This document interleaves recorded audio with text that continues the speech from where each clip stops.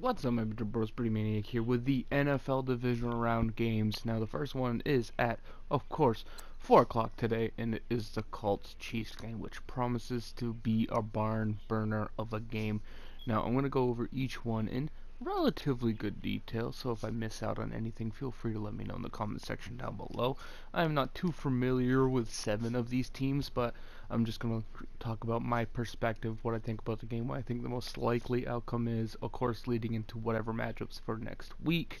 Championship weekend is going to be intense. But we start with the first game, and the reason why I'm on the play now screen is because I like the little captions Madden adds into these games.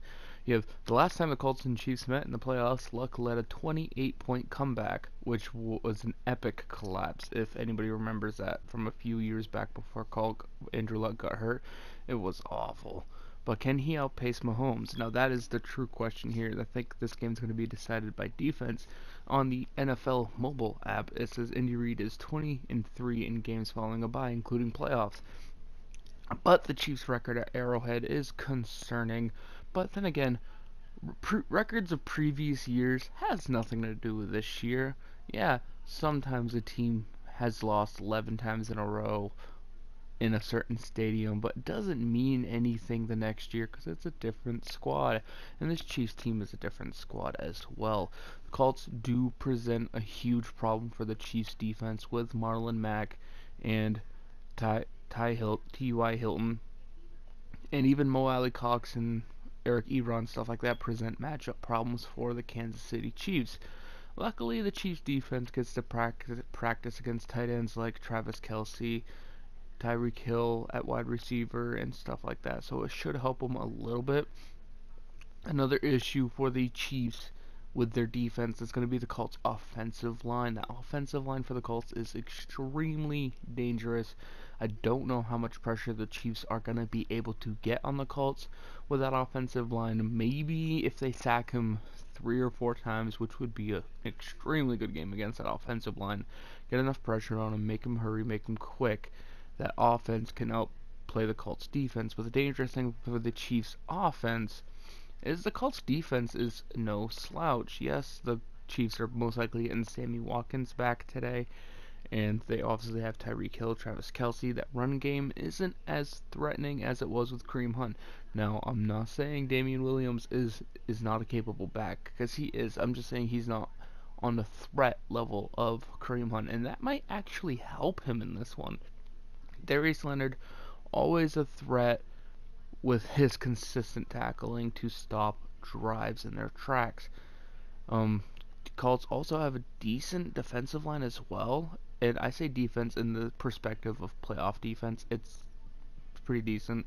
Secondary's pretty solid, but you're facing the most high-powered offense in the NFL this year, with so many weapons. Obviously, Patrick Mahomes getting 50 touchdowns, 5,000 yards, incredible season.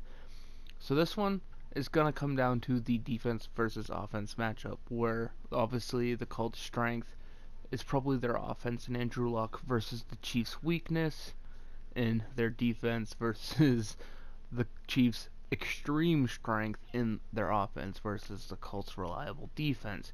Who can score more points? Now, on paper, if you looked at these two offenses, you'd be like, oh, this game's going to be like 40 points to 40 points, something like that. It's going to be late in the game. It's going to be a game-winning drive, stuff like that. I don't think it necessarily is. I think there's going to be a lot of moments in this game where a coach tries something or a player tries something to get the edge over the other team. It might backfire a couple times, so I think it's going to be not low scoring, but relatively low compared to most expectations. I don't know what the over-under is for this game, but I'm going to pick the Colts in this one.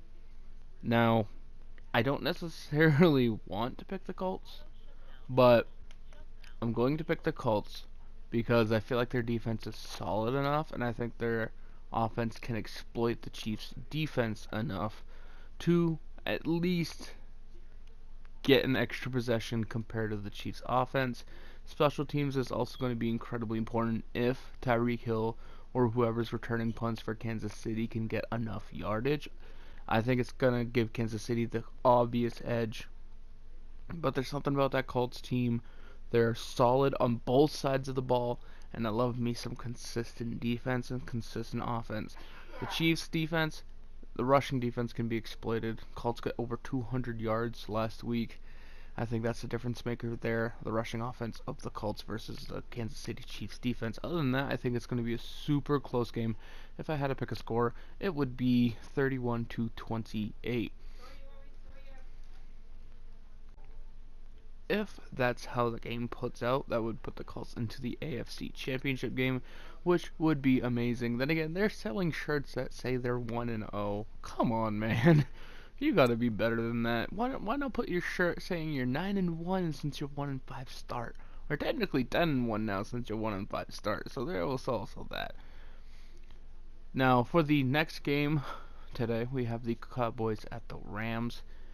Very, very interesting matchup here where you have two of the best backs in the league, Elliott versus Gurley. You have Brandon Cooks versus Amari Cooper, Dak Prescott versus Jared Goff, two of the better young quarterbacks in the league, two very solid defenses, one that excels at the linebacker position with Leighton Vander Esch and such. And then you have the other one that excels extremely on the defensive line with Aaron Donald. It's going to be incredible. Cowboys offensive line versus Aaron Donald is going to be an extremely potent matchup.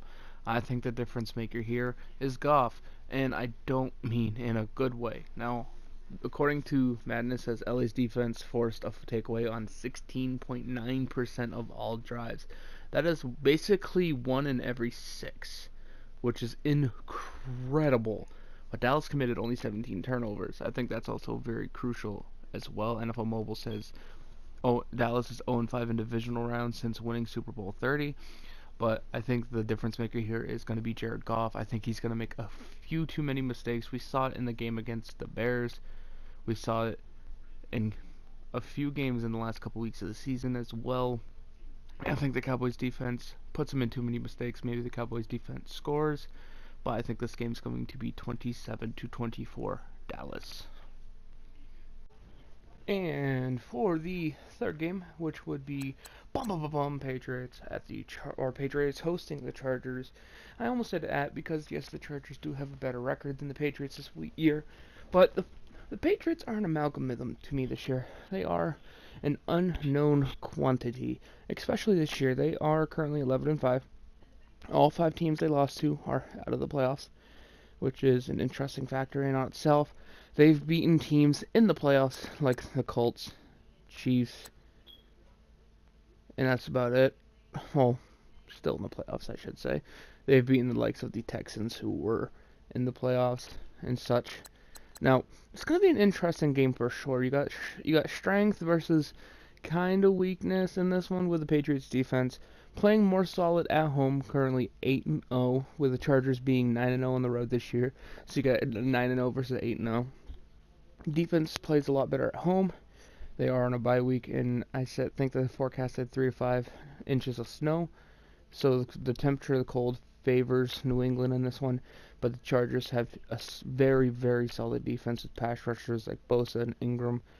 And they have a very solid offense with receivers like Mike Williams, you got Williams, Keenan Allen, Antonio Gates, Melvin Gordon, Austin Eckler in the run game as well. Phillip Rivers is a very solid quarterback in this one.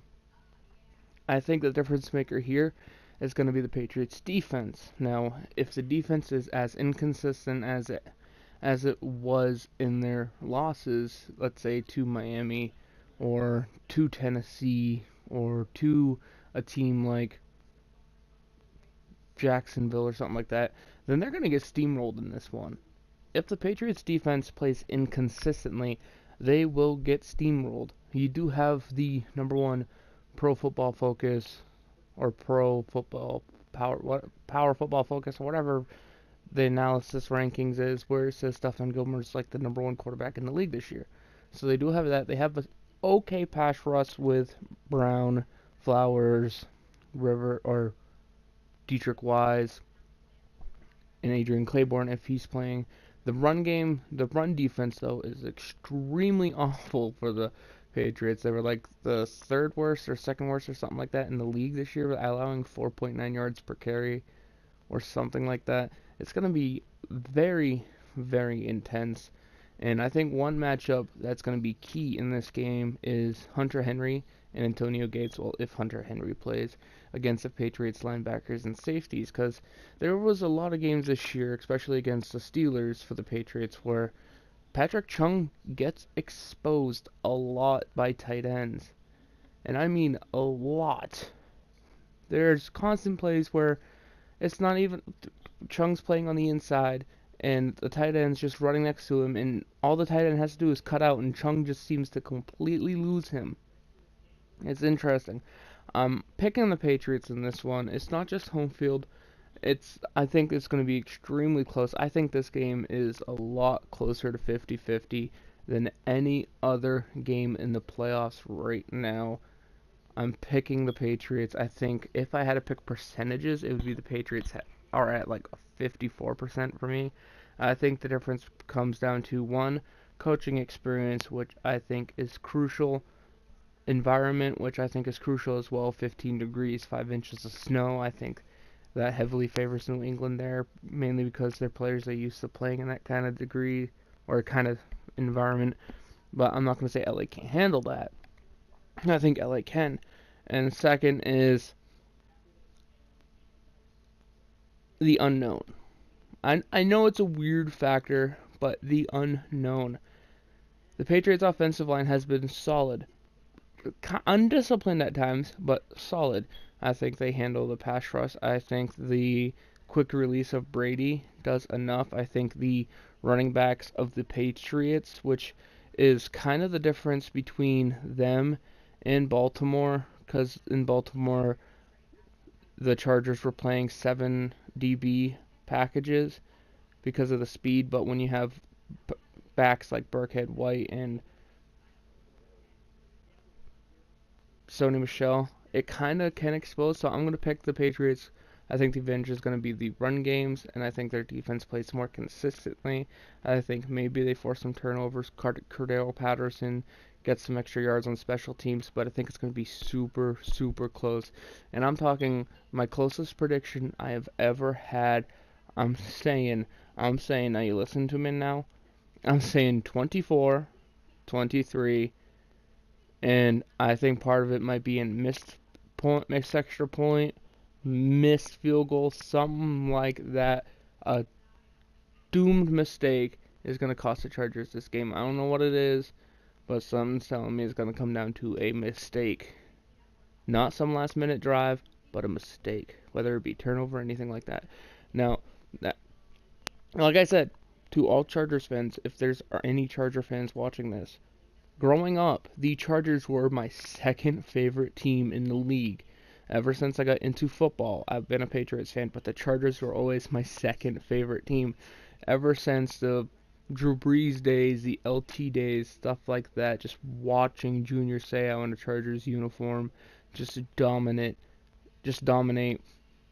and just watching Phillip Rivers ever since he was drafted, grow up, become a good quarterback. North Turner kind of flopping every year in the playoffs. The frustration. I'm with you guys. If the Chargers win this game, hey, I hope they win the Super Bowl. But as a Patriots fan, I kind of don't want you to, just because it means you have to beat us. But hey, if come next week, it would be Chargers versus Colts. I'm rooting for the Chargers all the way. So that would put my predictions at Patriots hosting the Colts, which would be a repeat of 2014, I believe, the divisional round. It should be a very interesting matchup for sure. And the last game, Eagles at the Saints. You have the best team in the postseason, and the Saints technically tied with the Rams at 13-3, versus the worst postseason record currently at 9-7, the Eagles, who are technically 10-7 because they did win last week over a Bears team. But I think the difference in this one is I think the Saints win, and it's nothing wrong with Foles. It's nothing wrong with the Eagles. Trust me on that one, it is nothing. I think the Saints overall are a much better team than the Bears. Yes, I did go with the Bears. last week, and that was the one game I got wrong. I was 3-1. But I also banked on Trey Burton playing for the Bears last week. I feel like that could have been a difference maker, mainly because Trubisky sucks. Without his tight end, he sucks even more. But you got Drew Brees this week with Alvin Kamara, Ingram on the offense. You got Michael Thomas, one of the most dangerous wide receivers in the NFL on offense as well. You got a great young secondary who I don't think will forget to tackle again like they did last year. Actually make a tackle. I think the Eagles keep it close. I think the Eagles defense and offensive line have been playing more solid as of late, are getting a lot better. I feel like they keep it close as well. I think Foles keeps them in the game. I think Foles even gives them a lead at 1 point or maybe 2 points in this game. But I think it's a close game. I think it's going to be 28-27 New Orleans Saints victory.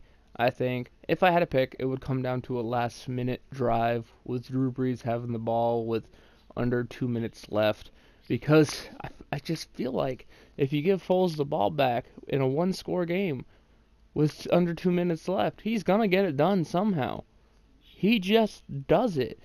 And it drives me nuts. But this one is close to 50-50 as well for me.